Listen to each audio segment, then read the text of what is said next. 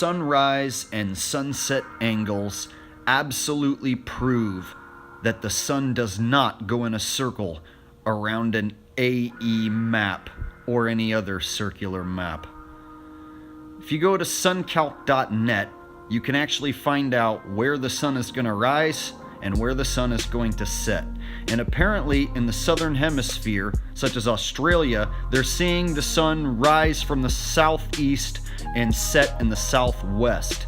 Even in South Africa, they're seeing the sun set in the southwest. In South America, they're seeing the sun set in the southwest. Now, no matter where you drag the cursor around in the southern hemisphere at this time of year in October, the sun is setting to the southwest.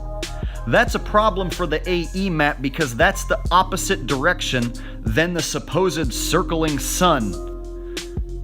If people in the southern hemisphere are seeing the sun set to the southwest, that is in the entirely opposite direction than the supposed circling sun. So this is a glaring hole in the AE map and model. In the northern hemisphere's winter, their summer, it sets southwest. So in our winter, our fall, yeah, it sets southwest. There were certain people that were pretending by nodding that they were aware of what the flat earth model meant, to say it's like, this is retarded. Okay, this is Canada, okay? That's perfectly good bread. I'm gonna eat it. That's why it's Canada? Okay. This is Canada, Who's gonna eat this it, is Matt? the US, okay? Okay?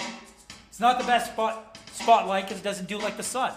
But he doesn't even know the motions, Jake. If this is Australia here, yeah, and it's setting, if this is Australia here, yeah, it's setting southwest from their point of view. Specific number of daylight hours in specific locations during specific times of the year absolutely debunk and smash the AE map and circle sun. And here is why. There are plenty of observable proofs that prove the circle model is a wrong model of flat Earth. There's no way for the model to produce the daylight hours that are real. I mean, millions of people live in these southern cities.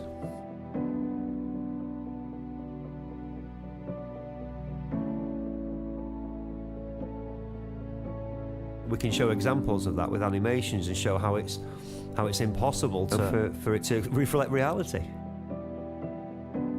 You set the sun's reach, so it can't reach Antarctica, but it's just giving the Arctic 24-hour light, as we know it does in the June summer.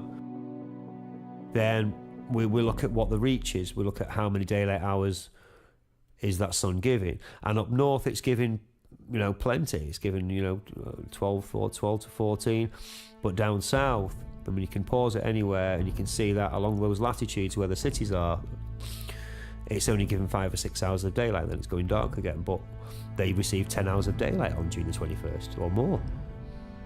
This model can't give the reality. A model must match reality. I mean, it's a basic fail of the Gleason's disk model, and it's a common sense, commonly known.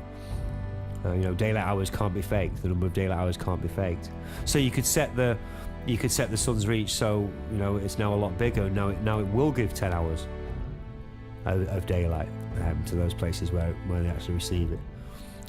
But on the flip side, if you look in the north now, everywhere within the Tropic of Cancer really is getting 24-hour light, which again we know is not reality. It's inherently flawed because of the time zones. An hour up in Canada is worth 20 minutes down south and you're done. So the sun's reach needs to be three times further down south.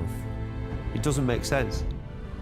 And then we have the equidistant solstices, 6 months apart, north and south. Here's two pairs of examples. Again, pause, check it out for yourself. Go check some other places. Do your own research. But this is truth. And so how does that work? Okay, the whole year's like this. Now pay attention, flat earth idiot. Pay attention. Okay, now pay attention, idiot. Okay, so here's like Australia, and then this will be the US. Okay, so summertime Australia. Full day. Or, you get a bit of the US. Get Right? something consistent for the Get the US over here. So the US is here, that's Australia. We're in South America and the US. Okay, there we go. Get something consistent for the experiment shot. Okay? Just for a second, so we get some footage. And then, for our summer, it goes up. It goes up. Whatever, they're their distance. You go like this, and then our summer slows down and goes up. Then it comes back down, and it speeds up to make a day. Over here is another sun, and they got it on the time-lapse camera at Noonmeyer. That's going like this. So basically, you have this sun coming in after this sun, right? Going like that. Or chasing it, going like this. Actually, yeah, so it's going like this, boom, boom, boom, boom, and then this one's coming like that. Right after, chasing it. That's what's going on. And it goes on for a while. And then there's lights up in the sky, I don't know what they are. Until we cross Antarctica. What the fuck did you just say, Math? For our summer, it goes up. It goes up. Whatever, they're their distance. You go like this, and then our summer slows down and goes up. Then it comes back down, and it speeds up to make a day. Over here is another sun, and they got it on the time-lapse camera at Noonmeyer. That's going like this. So basically, you have this sun coming in after this sun, right? Going like that. Or chasing it, going like this. Actually, yeah, so it's going like this, boom, boom, boom, boom, and then this one's coming like that. Right after, chasing it. That's what's going on. And it goes on for a while. And then there's lights up in the sky, I don't know what they are.